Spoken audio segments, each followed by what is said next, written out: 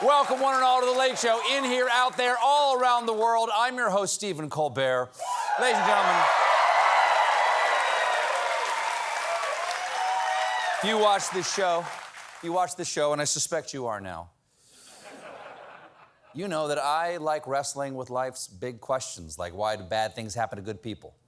Or better still, why don't more bad things happen to terrible people?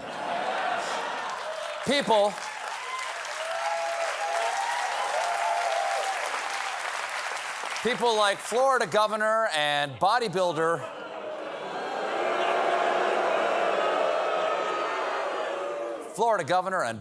who always skips head day, Ron DeSantis. You'll recall that Governor DeSantis tried to score some cheap political points in Florida by dragooning people off the streets in Texas and smuggling them to Massachusetts. Well, good news. We just found out that a Texas sheriff is investigating DeSantis' role in flying migrants to Martha's Vineyard. Hell yeah! Get him! You can catch it all on the new TV show, Walker, Texas, Florida, Martha's Vineyard.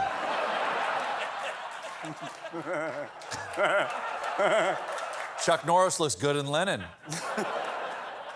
The investigator in question is Bexar County Sheriff and character cut from Pee-wee's Playhouse, Javier Salazar. Salazar is investigating the case, which he calls an abuse of human rights, even though he could not cite specific laws that may have been broken.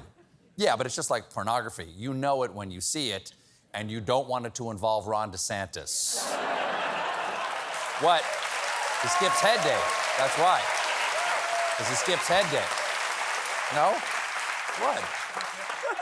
It ain't just DeSantis. This weekend, Texas Governor Greg Abbott sent at least 9 busloads to the Port Authority in New York City. Oh no, Governor Abbott! Now New Yorkers will have to deal with crowds of confused and sad people at the Port Authority. What will we do? Oh, no.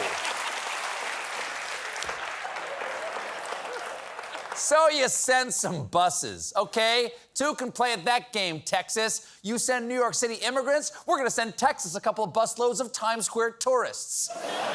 Enjoy hundreds of people holding M&Ms, wandering aimlessly in search of the Bubblegum Shrimp Company. You know where else you can buy M&Ms? Every store in America. I wouldn't eat shrimp out of the Hudson. Speaking of America, land that I love, President of America, Joe Biden, made big news on the 60 Minutes this weekend when he maybe kind of prematurely declared that the pandemic is over, which marks the first time that Joe Biden has ever moved too fast. Let's go! Come on! Who's with me? Biden's announcement took the White House by surprise, and they're now trying to backpedal, saying, sure, the president could have been more nuanced, but he was simply saying, we've hit a different phase. Okay, saying something is over, kind of a misleading way to declare a new phase. Carol, it's over. I can't date you anymore because I'm asking you to marry me. Stop crying, it's a new phase. Why are you? Little known fact, other countries have leaders too. Take new British Prime Minister and woman about to catch a marshmallow in her mouth. Liz Truss, Prime Minister Truss replaced Boris Johnson a couple weeks ago. But based on this footage of Truss arriving at Westminster Abbey for the Queen's funeral, Australian TV did not get the memo. Who's this? No, hard to identify. Maybe minor royals, members of the... I can't identify them at this point. We can't spot everyone, no. Unfortunately. They look like they could well be local dignitaries. It's hard to see. We're looking at the backs of their heads mostly. But I think we are now getting to the pointy end, as they say, of the... I'm just told that was Liz Truss, the new Prime Minister, in the distance that we could see hopping out of that car. Yeah! How's your new job, Liz? Wow. She's the leader of Great Britain and no one recognizes her. I can't wait for the next session of Parliament. Everyone pray rise and be upstanding for the Honourable Chief Madam Big Guy, give it up for the lady in the flat hat. Some of you might be saying, come on. Those presenters were Australian. How they're supposed to know about British politicians? To which I say, that is no excuse. I'm not Australian, but I am more than familiar with their Prime Minister, Wolverine. I'm just... Come on. Come on. I'm joking. Here's their actual Prime Minister.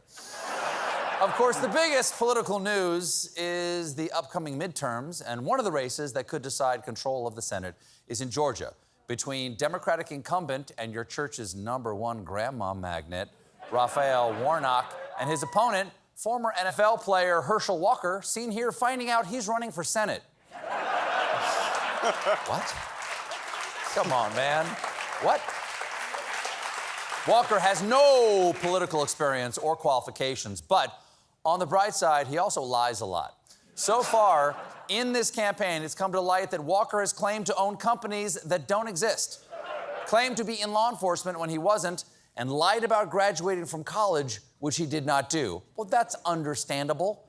It's hard to keep up with your coursework when you're a pretend cop running multiple fake companies. And so far, some Walker fans here, there you go. So far, too late. So far, Walker's been doing all he can to avoid debating his opponent. He even turned down a debate with Warnock because of Sunday Night Football, even though it was on a Thursday. Wow. That's nice. That's rich. That's it, yes. Look, I'd love to debate, but I can't. My dog ate my podium, and my flight was delayed going into a tunnel. Anyway, gotta go. It's Taco Monday. I got a real case of the Thursdays. TGIW.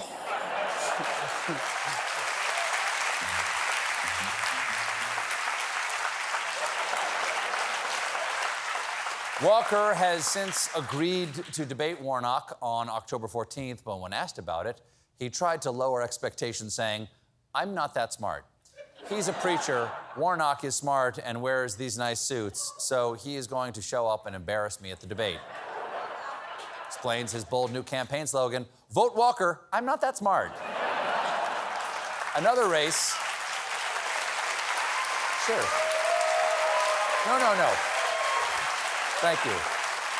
Back at you. Another race folks are watching is in Utah, featuring state Senate candidate and Walmart greeter who won't let you pass until you've answered her riddle, Linda Paulson. Paulson went viral over the weekend for a new campaign ad. Do enjoy.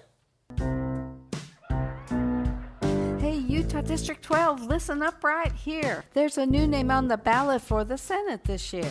My name is Linda Paulson, Republican and awesome. Love God and family and the Constitution. I'm pro-religious freedom, pro-life, pro-police, the right to bear arms and the right to free speech.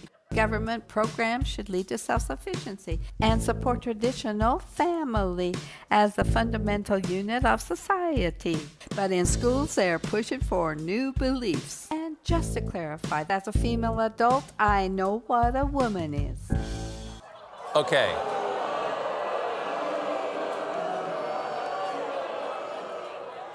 There is a lot to unpack there. First of all, hey, Linda, as a female adult, do you know what a rhyme is? Traditionally, that's a fairly important part of the whole rapping thing. Reminds me of that famous JayZ lyric, "If you're having girl problems, I feel bad for you, son. And just to clarify, as a female adult, I know what a woman is." But in Paulson's defense, she does support traditional family. According to her website, she's got 5 girls and 4 boys, plus 35 grandchildren and 14 greats. 49 grand and great-grandchildren, and none of them know garage band? Still, Paulson is 80 years old, God bless her, and this is her first political campaign, so you have to respect her for going viral. In fact, I have a little message that I think might resonate with Linda. Gentlemen.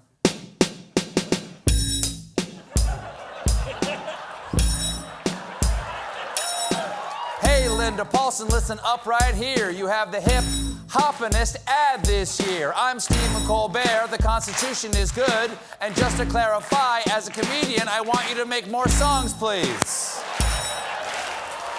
We got a great show for you tonight.